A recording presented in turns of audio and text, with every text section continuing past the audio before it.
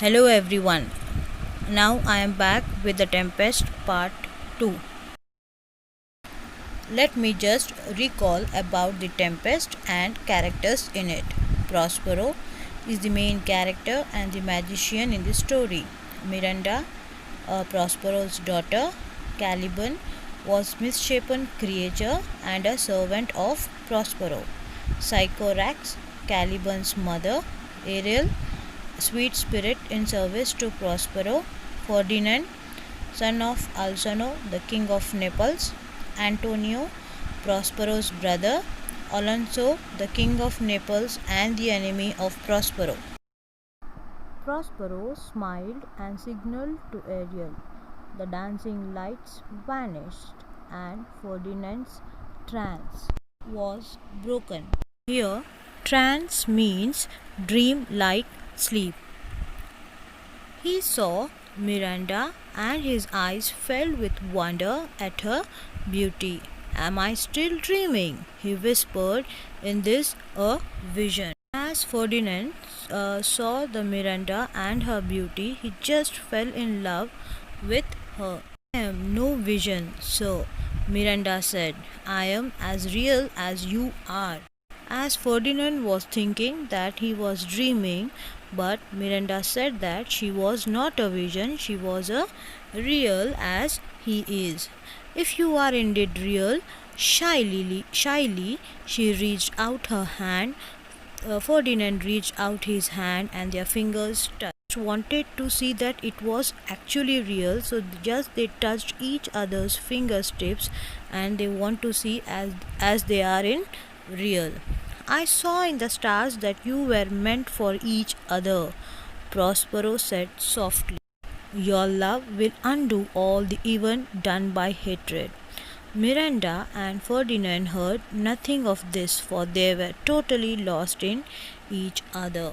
And Prospero was saying that they were lost in each other's love, but here both Ferdinand and Miranda were lost in each other and they were not listening to what Prospero was saying. Ariel, said Prospero, find King Alonso and my brother Antonio, and when you do, Ariel listened carefully, and before long the air was bright with his laughter. King Alonso and Antonio had also been wandering through the jungle for hours, and now they were disparate with thirst. And King Alonso and Antonio just they were feeling very hungry and thirsty, and they were lost in one of the jungle. Their fine clothes, ripped by cruel thorns, hung around them in tatters, and sweat streamed down their faces. They were wandering in the jungle with thirst and hunger, so they were sweating a lot, and all their clothes were torn by the thorns in the jungle. Alonso, certain that Ferdinand was dead, was stricken with grief, and at last he slumped. Here, Slumdis fell down heavily to the trunk of a fallen tree. I can go no further, he groaned. I will wait here for death to put an end to my misery. Antonio glanced around uneasily. The jungle was an airy, a strange and frightening place, full of shadows and whispering voices. Just a little further, my lord, he said. I see a clearing not far ahead. Just Antonio was in the jungle, which was very strange and frightening, and just saw the whispering voices somewhere, somewhat small words, and just he said, I see a clearing not far ahead. Perhaps we will find a spring of fresh water there. The thought of water urged Alonso to his feet, and together the two men stumbled towards the edge of. Just they went to the edge of the stumbled of the clearing, like a mirage. Mirage is something that seems to exist, but in fact does not. The feet of some birds. In the middle of the clearing stood a long table piled with food and drink. golden platters of meat, baskets of bread, and golden jugs of wine. Well, there was arranged all the food, meat, baskets of jugs, even a wine. The feast was arranged. As soon as they saw these plates, Alonso and Antonio hurried towards it. Before they could reach the feast, there was a dazzling flash of light. As soon as they saw the table and they want to go near the table, as they went, before they reached the feast, there was lightning, and Ariel appeared. He hovered over the table in the shape of a harpy, a monster. He just in front of the table, the Ariel appeared as a monster, a very big monster, as it was having with a human head and the body of an eagle, a big eagle. Alonso tried to snatch a jug of wine, but the harpy hissed and slashed at him with its bronze talons. Just Alonso wanted to snatch the jug of wine, but the spirit, he just hissed and slashed and just taken it back with its bronze talons. Talons is long, sharp, curved nails on the feet of some birds. As you see, the eagles have on their claws big nails. Foul spirit, why do you trouble us? Antonio sobbed. Antonio was just said that, why are you troubling us? For your betrayal of your brother Prospero and niece Miranda. The harpy screeched. He said that the spirit said that because of your brother, you have troubled your brother and your niece Miranda. You and King Alonso set them in a boat and left them to the mercy of the ocean. Prepare for your punishment, as you have thrown your brother and your niece to die into the ship or into the boat near the ship. Now, so get ready for the sailors rejoiced to see friends they thought had perished and gazed about in wonder. Had the storm only been a dream, or were they dreaming now? For there was their ship, undamaged, anchored close to the shore.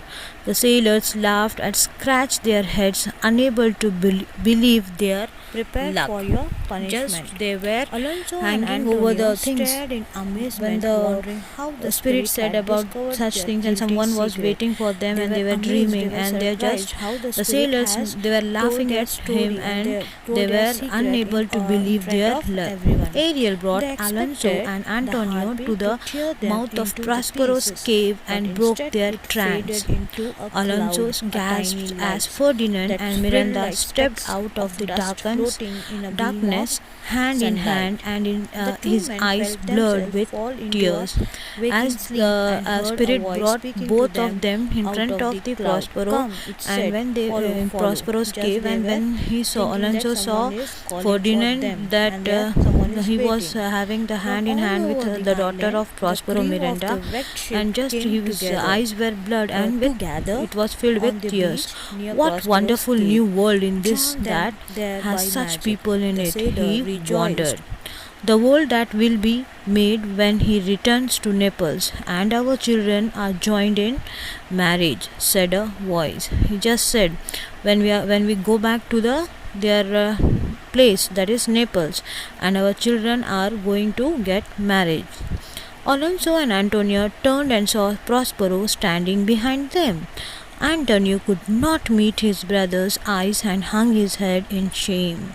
When the Antonio and Alonso turned back and they saw that Prospero was there, he cannot put eye into eye and talk or speak to his brother, and he just fell in shame and just put his head down. Let our old hate be ended by their young love, Alonso. Then Alonso said that whatever our old we were as old enemies, let it come to an end now because of our children. Prospero said. He came forward and placed his hand on Antonio's shoulder. I forgive you, brother, he said. We will rule Milan together and end our days in peace. As when Alonso said that we will forgive all our enemies and just be one together. Now the Prospero came friend and just he shook the hand with his brother, and he said that I am going to forgive you and we are going to rule the Milan together and end our days in the peace. Now go down to the shore and make ready to leave this island forever. He said to his brother, he ordered his brother to just arrange an ship to go back from this island forever. Are you coming, father? Asked Miranda. In a moment, my child, Prospero said. He waited until he was alone, then he whispered, Ariel. When he was said that he's going to leave the island, Miranda asked, "Are you coming?" Then Prospero said, "Yes, he's waiting." He waited until he was alone, then whispered. Ariel grew out of emptiness, too excited to hold one shape. He turned into a hummingbird, then a butterfly, then a winged unicorn. As the spirit, it was a good spirit. He just go on changing. The Ariel's, it had a human head with a big. Now it turned to a hummingbird. Then it turned to a butterfly. Then it was turned to a winged unicorn. Unicorn is you study like animals with a white horse with a long straight horn on its head. Then uh, Ariel Ariel grew out of emptiness, as I told you. Then it has been changed from hummingbird to butterfly, then to unicorn. I have burned my books of magic and my wizard stuff, Prospero declared. You are free to go, my Ariel, but I shall sadly miss you. Prospero said, whatever the magic books I was having, I have been burned, and now you are free. Now, wherever you want, you can go. But sadly, I will really miss you, and I shall miss you, and I shall miss you, dear master. Even the Ariel was going to miss Prospero, said Ariel. But look for me in springtime blossom, or when the summer breeze stretches your curtain, or when the winter stars blaze bright. Until then, farewell. Just the Prospero said. Prospero and the Ariel are going to miss each other, and the Ariel wants to meet to Prospero in the summer or in the breeze or in the winter, and just until then, farewell. Farewell means just goodbye. Farewell, sweet spirit, said Prospero, and he turned away so that Ariel would not see the tears in his eyes. As the ship's sails unfurled and it began to glide away, just they both farewelled each other. Farewell means just said waved goodbye to each other as the ship sails unfurled and it began to glide away. Caliban came out of his hiding place in the jungle. He danced on the beach, turning cartwheels. Cartwheels to perform a movement of moving your body in a circle, or just it was. As he whooped, I am a king of the island, king. Just as they both went back each other, the caravan again, he was the king of the island, and he was just thinking about. The Tempest ends with a general sense of resolution and hope.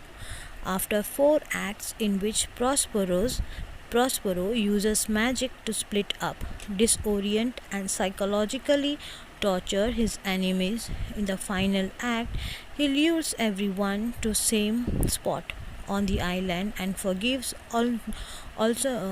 Alonso and Antonio for their betrayal 12 years prior. So, just this was the story of the Tempest. Thank you.